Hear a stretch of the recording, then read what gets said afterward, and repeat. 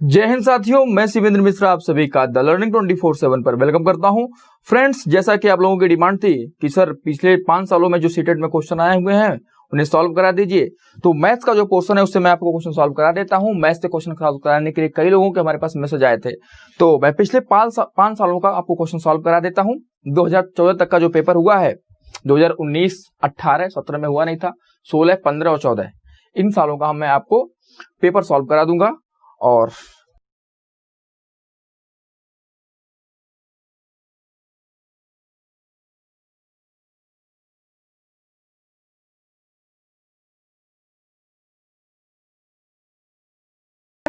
तो चलिए आज स्टार्ट करते हैं और जल्दी से आप लोग वीडियो को शेयर कर दो और चैनल को सब्सक्राइब नहीं किया हो तो चैनल को सब्सक्राइब जरूर कर लेना, ठीक है। चलिए पहला क्वेश्चन आपकी स्क्रीन पे दिखाई दे रहा हो, क्वेश्चन को देखिए। क्वेश्चन में क्या कह रहा है? क्वेश्चन में कह रहा है कि 2/3 + 4/5 इसको सॉल्व करना, आंसर बताना। ऑप्शन आपके 4 दिए हुए हैं, ठीक है। अब इसको सॉल्व करना है तो सॉल्व करने का तरीका क्या है? एक तो है एलसीएम ले लो इसका, ठीक है। तो एलसीएम लोगे कितना आएगा? 15 आएगा, ठीक। और फिर 3 से उस 15 में भाग करो, कितना बचेगा? 5 आएगा। तो 2 गुणे कितना हो जाएगा? 5। और फिर इस 5 से 15 में भाग करोगे, कितना आएगा? 3 आएगा। तो 4 गुणे 3। एक तरीका ये है, और एक तरीका क्या है? 5 का गुणा इसमें कर दो, 3 का गुणा इसमें कर दो, इनका गुणा आपस में कर दो, हो गया, ठीक। तो इस तरह से आपने किया। अब इसको सॉल्व करोगे तो ये होगा 10, ये बनेगा 10 और ये बनेगा कितना? 12। और दोनों को ऐड करोगे कितना हो जाएगा? 22। 22/15। इसको आगे सिंप्लीफाई करोगे तो 15 से डिवाइड करोगे तो एक बार जाएगा और बचेगा कितना? 7, यानी कि एक सही 7/15 आपका आंसर हो जाएगा। क्लियर है? अगर ये ना समझ में आए तो एक स्टेप और आगे लिख देता हूं, 10 + 12/15, ठीक है। क्लियर है? ये बात समझ में आएगा, यानी कि एक सही 7/15 1:7/15, यानी कि ऑप्शन नंबर बी आपका करेक्ट हो जाएगा, दूसरा ऑप्शन करेक्ट हो जाएगा, ठीक है। चलिए अगला क्वेश्चन देखते हैं। बहुत आसान क्वेश्चन, देखो सीटेट का पेपर बहुत आसान आता है मैथ्स पार्ट। देखो अगले क्वेश्चन में क्या कह रहा है कि यदि दिए गए आकारों के लिए निम्नलिखित में से कौन सा कथन ठीक नहीं है, ठीक है। 4 शेप दिए हुए हैं, कौन कौन सा दिया हुआ है, ठीक है। एक शेप कुछ इस तरह से है, आपको स्क्रीन में दिख रहा होगा, एक स्क्वायर है, ठीक। एक कुछ इस तरह से बना हुआ है और एक जो है कुछ इस तरह से बना हुआ है। मैं थोड़ा सा इधर बना देता हूं, इधर ही चलो लगा देते हैं, ठीक है। कुछ ऐसे बना हुआ है, यही से बना हुआ है, ठीक। और आपसे कह रहा है कि 4 ऑप्शन दिए हैं। पहले में लिखा हुआ है कि इनमें से एक समांतर चतुर्भुज नहीं है, दूसरा है इनमें से 2 समचतुर्भुज है, तीसरा है इनमें से 2 आयत हैं और चौथा है सभी समांतर चतुर्भुज हैं। चौथे ऑप्शन के बारे में देखते हैं, क्या सभी समांतर चतुर्भुज हैं? बिल्कुल, ये आपको समांतर चतुर्भुज है। एक रोम्बस यानी कि समलंब, एक रोम्बस यानी कि एक समचतुर्भुज भी क्या होता है? समांतर चतुर्भुज होता है। एक वर्ग भी समांतर चतुर्भुज होता है और एक आयत भी क्या होता है? समांतर चतुर्भुज होता है। और ये क्या है? ये भी आपका रोम्बस है, तो ये भी क्या है? एक तरह का समांतर चतुर्भुज होता है, यानी कि चारों क्या है? समांतर चतुर्भुज हैं, ठीक है। फिर क्या ऑप्शन नंबर 3 में इनमें से 2 आयत है, बिल्कुल आयत है। वर्ग भी एक तरह का आयत होता है, तो दोनों क्या है? आयत है, ये भी सही है। इनमें से 2 समचतुर्भुज हैं, तो बिल्कुल ये भी समचतुर्भुज हो सकता है, ये भी समचतुर्भुज है, ठीक है। तो 2 क्या है? समचतुर्भुज है, ये भी समचतुर्भुज है, ये भी समचतुर्भुज है, ठीक। और पहला वाला क्या है? इनमें से एक समांतर चतुर्भुज नहीं है, तो बिल्कुल यही ऑप्शन क्या हो जाएगा? आपका करेक्ट हो जाएगा। ये ऑप्शन गलत है, इनमें से एक समांतर चतुर्भुज नहीं है, तो ऐसा नहीं है। चारों क्या है? चारों को हम समांतर चतुर्भुज कह सकते हैं, ठीक। यानी कि ऑप्शन नंबर ए आपका आंसर हो जाएगा। क्लियर है? ठीक है, चारों समांतर चतुर्भुज हैं, यही आपका कहा कौन सा कथन ठीक नहीं है, तो ऑप्शन नंबर ए हो जाएगा आपका आंसर, ठीक। अगला क्वेश्चन देखते हैं। अगले क्वेश्चन में कह रहा है निम्नलिखित में से कौन सा 11,1111, ठीक है, यानी कि 11,1111 संख्या का प्रतिनिधित्व करता है, ठीक है। तो आप बहुत सिंपल, आप क्या करो, क्या कह रहा है? 11,000 कैसे लिखते हैं? 1 11,000 1100 लिख दो, 11 इनको आपस में जोड़ दो, 1 1 1 इसको जोड़ो कितना आएगा? 2 और ये 1, यानी कि कितना आ गया? 12,111, यानी कि ऑप्शन नंबर ए आपका करेक्ट हो जाएगा। पहला ऑप्शन क्या हो जाएगा? करेक्ट हो जाएगा, ठीक है। इनको क्या करना? सिंपली जोड़ देना है। चलिए अगला क्वेश्चन देखते हैं। अगला क्वेश्चन कह रहा है 43 नंबर क्वेश्चन, ठीक है। क्वेश्चन में कह रहा है कि बिंदु ए और बी नीचे दिखाई गई नंबर रेखा पर संख्याओं का प्रतिनिधित्व करते हैं, ठीक है। और एक नंबर लाइन बना हुआ है और फिर कह रहा है कि बिंदु ए और बी के बीच की दूरी कितनी है, बिंदु ए और बी के बीच की दूरी कितनी है। क्वेश्चन आपको स्क्रीन पे दिखाई दे रहा होगा, क्वेश्चन को देखिए। इस तरह से कुछ बना हुआ है, मैं बना देता हूं आपको, थोड़ा सा इसको समझिएगा। कुछ इस तरह से फिगर आपको क्वेश्चन में दिख रहा होगा और पूछा है ए और बी के बीच की दूरी कितनी है, ठीक है। अच्छा, अगर हम यहाँ पे बात करें, यहाँ देखो ये क्या, यहाँ पे क्या मान है 25,000 है, यहाँ पे कितना है 39,000 है। अच्छा, यहाँ 25,000 है, यहाँ 39,000, यानी कि यहाँ से यहाँ तक की दूरी कितनी है, तो आप कहोगे 14,000 यूनिट। कितनी दूरी है, 14,000 यूनिट आ रहा है, ठीक है। अब आप एक बात बताओ मुझे, अगर यहाँ पे हम पॉइंट्स की बात करें, इस बीच में कितने बिंदु हैं या गैप कितना है, तो आप कहोगे एक बिंदु से दूसरे बिंदु के बीच की दूरी क्या है, को हम क्या कहेंगे, एक गैप कहेंगे। फिर ये दूरी कितनी है, 1, फिर 2, फिर 3, फिर 4, फिर 5, फिर 6, फिर 7, यानी कि गैप कितना है, 7 गैप है। 7 गैप बराबर कितने के हैं, आप कहोगे सर 14,000 के हैं। 7 गैप कितने के बराबर है, 14,000 के। तो एक गैप बराबर कितने के हो जाएगा बोलो, तो कहोगे सर 14,000 डिवाइड बाई 7 कितना आएगा, 2,000। एक गैप बराबर कितने के हैं, 2,000 यानी कि ये जो दूरी है इतनी, ये कितने के बराबर है, तो आप कहोगे सर 2,000 के बराबर है। क्लियर है, इतनी दूरी कितने के बराबर है, 2,000 के बराबर है। आपसे ए से बीच की बी के बीच की दूरी पूछा है, तो अब गैप गिन लो, ए से बीच के बी के बीच कितने गैप है।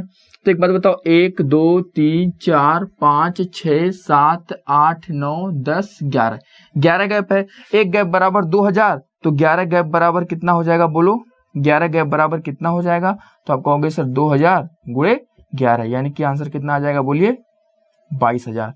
क्या ये बात आपको समझ में आई। आपको पता है देखो, जो बिंदु है ये समान दूरी पर है, ठीक है, इनकी दूरी क्या है, समान है। तो आप एक बात बताओ मुझे, अगर ये दूरी 14,000 है और गैप कितना है, 7 गैप है, 1 2 3 4 5 6 7, 7 गैप है, 7 गैप बराबर 14,000, एक गैप बराबर कितना आ गया, 2,000 आ गया। अब ए से बी के बीच की दूरी, तो गैप निकाल लो, 1 2 3 4 5 6 7 8 9 10 11, 11 हो गया। गैप कितना हो गया, 11 हो गया। एक गैप बराबर 2,000, तो 11 गैप बराबर 22,000 हो गया, ठीक है। यानी कि आपका आंसर क्या हो जाएगा, ऑप्शन तीसरा करेक्ट हो जाएगा। 22,000 इकाइयां आपका करेक्ट आंसर हो जाएगा। ए और बी के बीच की दूरी कितनी इकाइयां हो जाएंगी, 22,000 हो जाएंगी, ठीक है। चलिए अगला क्वेश्चन देखते हैं। अगले क्वेश्चन में कह रहा है कि आपको स्क्रीन पर दिख रहा होगा, 3 सही 1/4 kg चीनी से 1/16 kg के कितने पैकेट बनाए जा सकते हैं। क्या कह रहा है, चीनी कितनी है बोलिए, 3 सही 1/4 kg, ठीक है। क्या आप इसको थोड़ा सिंप्लीफाई कर सकते हो, क्या 4 या 12 एक 13/4 लिख सकते हो, ठीक है, लिख सकते हो।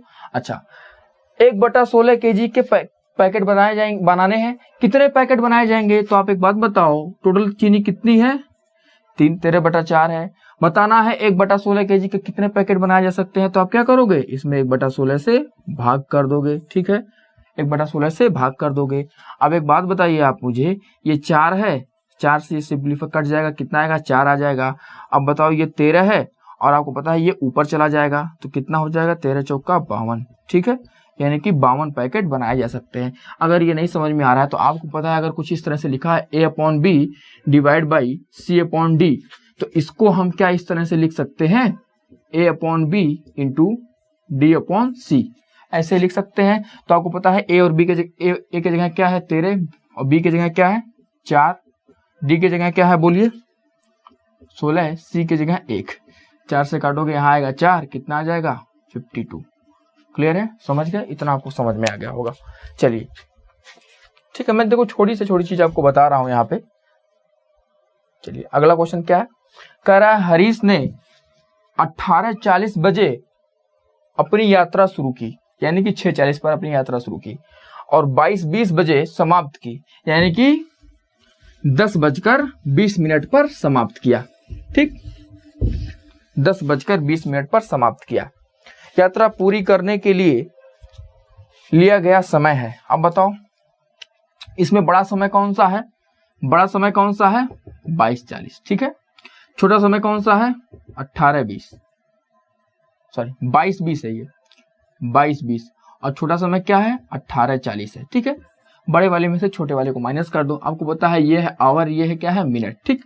अब पता है आपको कि 20 में से 40 तो माइनस होगा नहीं, तो आप बताओ इससे 1 घंटा उधार ले लो। तो जब इससे 1 घंटा उधार ले लोगे तो ये 22 घंटे हैं, ये 21 घंटा हो जाएगा। और जब 1 घंटा उधार लोगे यानी कि 60 मिनट उधार ले रहे हो, तो 60 मिनट इसमें प्लस करोगे तो ये कितना हो जाएगा, 80 मिनट हो जाएगा।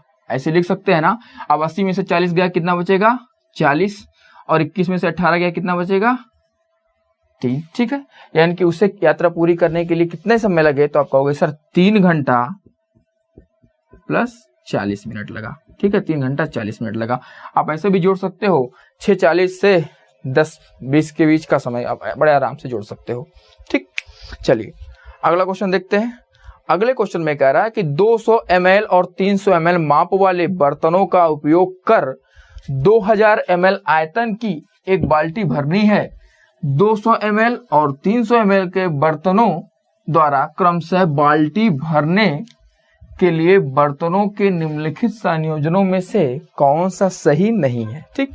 अब देखो, एक बर्तन है 200 ml का, एक बर्तन है 300 ml का, ठीक है, 300 ml का, और इन्हीं से आपको उस बाल्टी को भरना है। और जो बाल्टी का आयतन है, जो बाल्टी है, बाल्टी का जो आयतन है वो कितना है, तो आप कहोगे सर बाल्टी का जो आयतन है वो है 2000 ml, ठीक है। आयतन कितना है, 2000 ml है। अब कहा है कि इसको इनका संयोजन दिया हुआ है। पहला ऑप्शन क्या है, 4 और 4 का, यानी कि एक माप क्या है 200 ml का, एक माप है 300 ml का। अगर इसको हम 4 बार, 4 और पहला ऑप्शन क्या दिया हुआ था, पहला ऑप्शन दिया हुआ था आपका 4, यानी कि 4 बार इससे मापे और 4 बार इससे मापे, तो क्या हम 2000 ml माप देंगे। तो इससे अगर आप 4 बार मापोगे तो कितना आपको मिलेगा, तो आप कहोगे सर 4 गुणे 200 ml, कितना आएगा बोलिए 800 ml। इससे 4 बार मापेंगे तो आप कहोगे ये कितना है, इसकी क्षमता कितनी है 300 ml की, 300 ml, कितना ये माप दिया 1200 ml माप दिया, ठीक है। और आपको पता है इन दोनों को जोड़ोगे तो 2000 ml आ गया। और आपसे कहा है कौन सा संयोजन सही नहीं है, तो पहला संयोजन तो सही हो गया। दूसरे संयोजन की बात करें तो दूसरा संयोजन क्या है, 7 और 2 का संयोजन है। 7 और 2 का संयोजन है, यानी कि इसको 7 बार मापेंगे तो क्या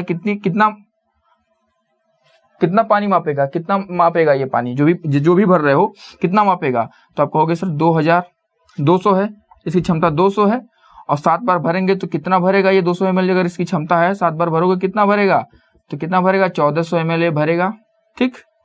और दूसरा क्या है, दूसरे की क्षमता 2 बार भरना है इसको, तो 2 गुणे कितना हो जाएगा बोलिए 300 हो जाएगा, 2 गुणे 300 ml हो जाएगा, कितना भरेगा 600 ml भरेगा।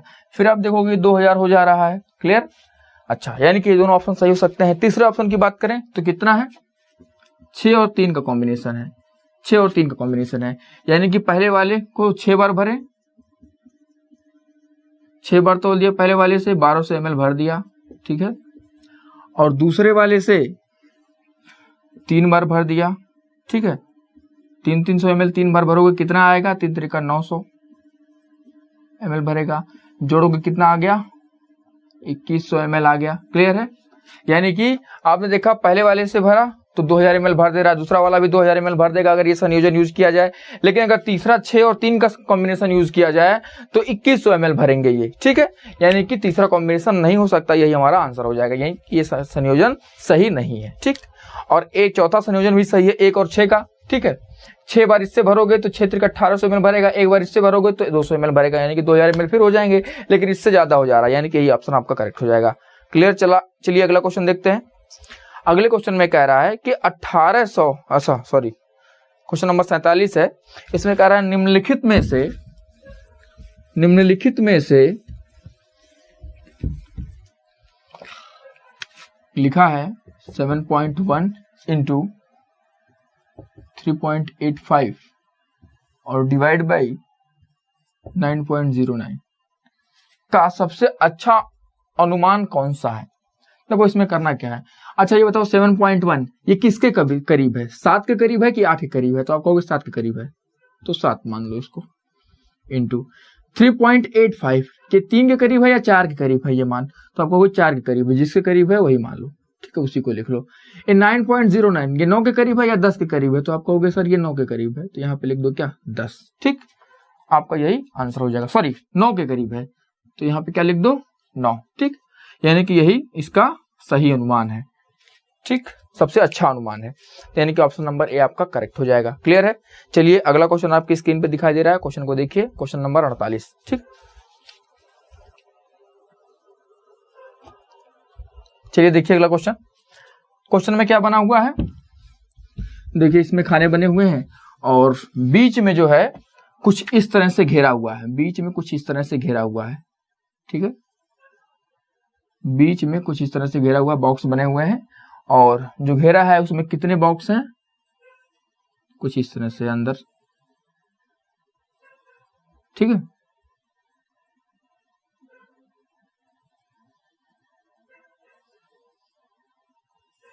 ये एरिया जो है आपका घेरा गया है, ठीक, और कहा है कि यदि ग्रिड में एक छोटा वर्ग 4 वर्ग इकाइयों का है तो ग्रिड पर बनाए गए आयत का परिमाप क्या होगा।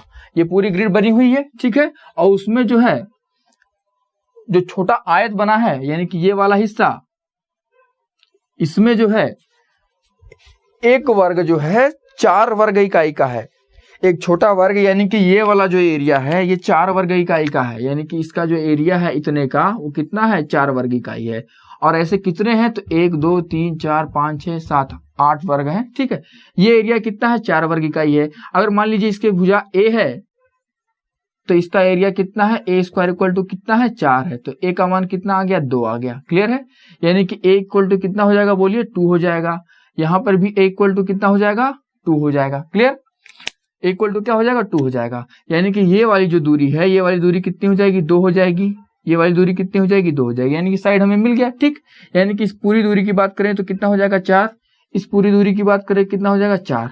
अच्छा ये वाला हिस्सा भी भाई ए है तो ये कितना हो जाएगा 2, ऐसे ये भी कितना है 2, ये भी कितना है 2, ये भी कितना है 2, यानी कि 2 + 2 + 2 कितना हो जाएगा 8, ये पूरा एरिया कितना हो जाएगा 8 हो जाएगा, ठीक है। ऐसे ये भी तो दूरी 2 है, ये भी 2 है ना, ये भी 2 है, तो ये पूरा हिस्सा कितना हो जाएगा 8, यानी कि ये पूरा भी कितना हो गया 8 हो गया, ठीक।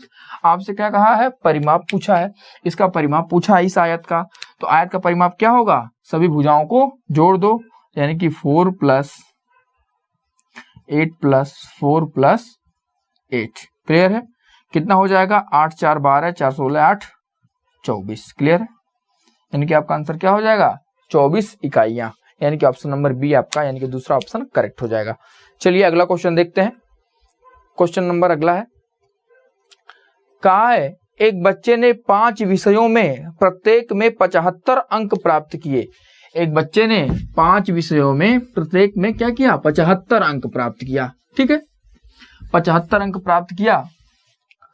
बच्चे द्वारा प्राप्त अंकों की माध्यिका क्या होगी, बच्चे द्वारा प्राप्त अंकों की माध्यिका क्या होगी। सभी सब्जेक्ट में क्या प्राप्त किया 75 अंक प्राप्त किया है, और कितने सब्जेक्ट हैं 5 विषय हैं, ठीक है। तो आप इस क्वेश्चन को सॉल्व करने की जरूरत नहीं है, डायरेक्ट आप बोल सकते हो इसका आंसर क्या होगा 75 होगा। भाई 5 सब्जेक्ट सब में 75 पाया है, कितने सब्जेक्ट हैं 5 सब्जेक्ट हैं, ठीक है। तो यानी कि टोटल कुल जितना प्राप्तांक है सबका योग और बटे कितने विषय हैं उससे 5 से भाग कर दो, तो आपको पता है कि 75 कितनी बार आएगा 5 बार आएगा, तो इस तरह से आप जोड़ लो 75 + 75 + 75 + 75 + 75 5 बार हो गया, और डिवाइड कैसे करना है 5 से डिवाइड करना है, ठीक है। कैसे डिवाइड करना है 5 से डिवाइड करना है, ऊपर वाला जोड़ोगे आएगा आपको 375 मिलेगा, और डिवाइड करोगे 5 से आपको आंसर मिलेगा 75, यानी कि आपका आंसर क्या हो जाएगा 75 हो जाएगा, ठीक है। बहुत आसान था ये क्वेश्चन। अगला क्वेश्चन देखते हैं, क्वेश्चन में कहा है यदि दिए गए ठोस को निम्न में से किसको मोड़कर बनाया जा सकता है। नीचे एक ठोस दिया हुआ है, ठीक है, और कहा है 4 ऑप्शन दिए हैं, कौन सा ऑप्शन सही होगा, कौन सा ऑप्शन में जो आकृति दी हुई है उसको मोड़ के ये वाली आकृति बनाई जा सकती है। कुछ इस तरह से एक फिगर बना हुआ है और बताना है कि इसको हम कैसे बना सकते हैं, ठीक। कुछ इस तरह से है ये फिगर, बताना है इसको हम कौन से ऑप्शन में जो आकृति है उसको मोड़कर हम इसे बना सकते हैं। तो क्या ऑप्शन नंबर ए से इसे बनाया जा सकता है, तो नहीं बनाया जा सकता। ऑप्शन नंबर ए से आप इस आकृति को नहीं बना पाएंगे, ठीक है। ऑप्शन नंबर ए से नहीं, ऑप्शन नंबर ए से ही तो ये आकृति बनेगी, ऑप्शन नंबर ए से ही ये आकृति बनेगी। ऑप्शन नंबर बी से आप नहीं बना सकते, सी से नहीं बना सकते, यानी कि दूसरे ऑप्शन से तीसरे ऑप्शन से नहीं बनेगा, ये चौथे ऑप्शन से भी ये नहीं बनेगा। ऑप्शन नंबर ए से आप बना सकते हो, क्योंकि ऑप्शन नंबर ए में कुछ इस तरह की आकृति दी हुई है। ऑप्शन नंबर ए में कुछ ऐसी आकृति बनी हुई है, ठीक है, कुछ ऐसी आकृति ऑप्शन नंबर ए में बनी हुई है। और आप जब इसको मोड़ोगे, इसको ऐसे मोड़ दो, इसको ऐसे मोड़ दो, इसको ऐसे मोड़ दो, तो इस तरह की आकृति बन जाएगी, यानी कि ऑप्शन नंबर ए आपका पहला ऑप्शन करेक्ट हो जाएगा। ठीक, चलिए अगला ऑप्शन देखते हैं, अगला क्वेश्चन देखते हैं। अगले क्वेश्चन में कह रहा है कि यदि निम्नांकित पाई चार्ट में लाल भाग 40 है तो सफेद भाग क्या है। लाल भाग 40 है तो सफेद भाग क्या है। अच्छा, लाल भाग 40 है, ये आपका पाई चार्ट है, और यहाँ पे आपको इसको बीचों बीच भाग कर दिया, ठीक है।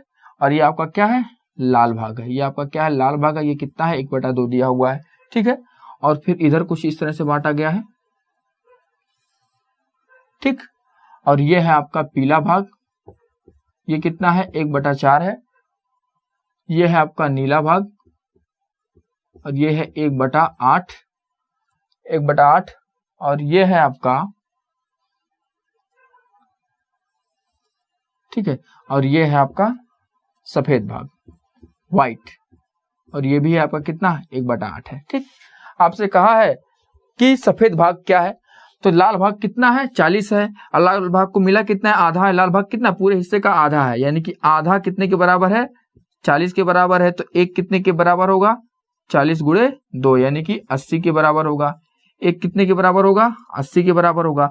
1/80 के है तो 1/8 कितने के बराबर, वही सफेद पूछा ना, सफेद कितना है, 1/8 है, तो 1/8 बराबर कितना होगा, तो आप कहोगे सर 80 × 1/8 कर दीजिए, कितना हो जाएगा, 10। यानी कि हमारा आंसर कितना हो जाएगा, बोलिए 10 हो जाएगा। 10 हमारा करेक्ट आंसर हो जाएगा। क्लियर, ऑप्शन नंबर ए आपका करेक्ट हो जाएगा, पहला ऑप्शन।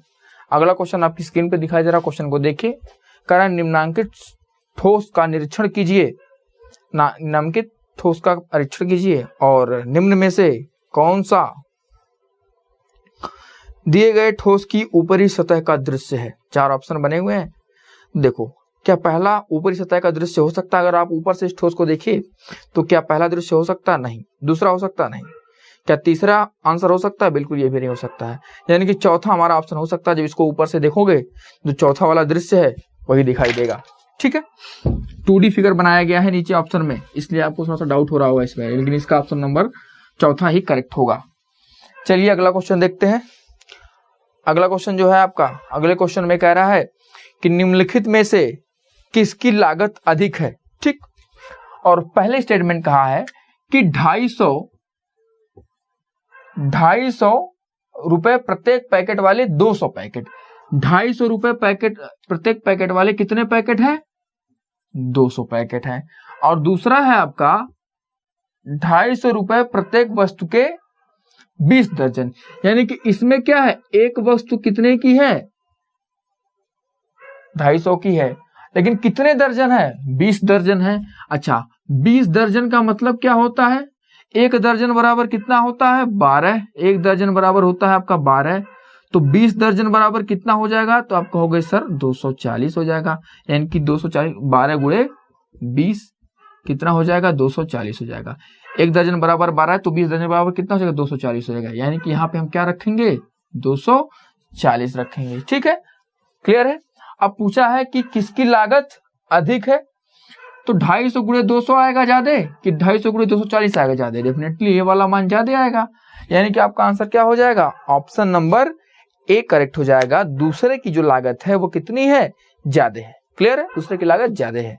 2 स्टेटमेंट आपको दिए थे ना, पहला 250 प्रत्येक पैकेट वाले 200 पैकेट, और दूसरा है 250 रुपए प्रत्येक वस्तु के 20 दर्जन। तो 20 दर्जन यानी कि 240 होगा वो, और पहले में क्या है, 200 ही है, तो 240 × 250, 200 × 250, ये मान बड़ा आएगा। क्लियर, गुणा करके आप देख सकते हो, हालांकि यहीं से क्लियर है। अगला क्या कह रहा है, अगला थोड़ा सा समझिएगा, इसको समझने में आपको थोड़ा सा दिक्कत हो रही होगी इस क्वेश्चन को। देखिए क्वेश्चन में क्या कहा है, क्वेश्चन में इस तरह से लिखा है 1 - 1 + 1 - 1 + 1 -1, ठीक है, इस तरह से लिखा हुआ है, और डैश ये अनंत तक आपका लिखा हुआ है। कह रहा है का सम संख्यक पदों तक योग है, का सम संख्यक पदों तक योग है, ठीक है, इवन नंबर आफ्टर, ठीक है, सम संख्यक पदों तक योग है। अब इसका मतलब क्या है, ये कह रहा है जैसे मान लीजिए ये एक, अगर इसका इनके स्थान की बात करें तो पहला स्थान, दूसरा, तीसरा, चौथा, पांचवा, छठवां स्थान पे आ रहा है। अच्छा मान लो पहला क्या है, विषम है, दूसरा स्थान क्या है, सम स्थान है, तीसरा विषम स्थान, चौथा सम स्थान, पांचवा विषम स्थान, छठवां सम स्थान। तो कह रहा है विषम संख्यक पदों तक। तो बताइए अगर इसकी हम नंबरिंग कर दें जैसे 1 2 3 4 5 6 ऐसे नंबरिंग कर दें, ठीक है, तो ये विषम संख्यक है, ये सम संख्यक, विषम संख्यक, सम संख्यक, विषम संख्यक, सम संख्यक।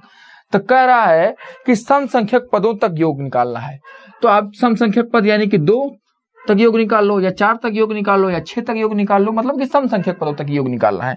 आपको पता है अगर मान लो हम कोई भी सम संख्यक पद ले लें, मान लो हमने 4 तक योग निकाला तो 1 -1 +1 -1 यहां तक आएगा। इसको जोड़ोगे तो -1 + 1 कैंसिल, -1 + 1 कैंसिल, कितना आएगा, 0 आएगा। मान लो आप कहते हो कि हम अगला 6 पर निकालते हैं, 6 सम संख्यक पद भी है, 6 तक निकालते हैं, तो 6 तक निकालोगे तो भी क्या मिलेगा, +1 -1 +1 -1 +1 -1, ठीक है, यानी कि आपका ये सब आपस में क्या हो जाएंगे, कैंसिल आउट हो जाएंगे, यानी कि यहाँ पे योग कितना आएगा, 0 आएगा।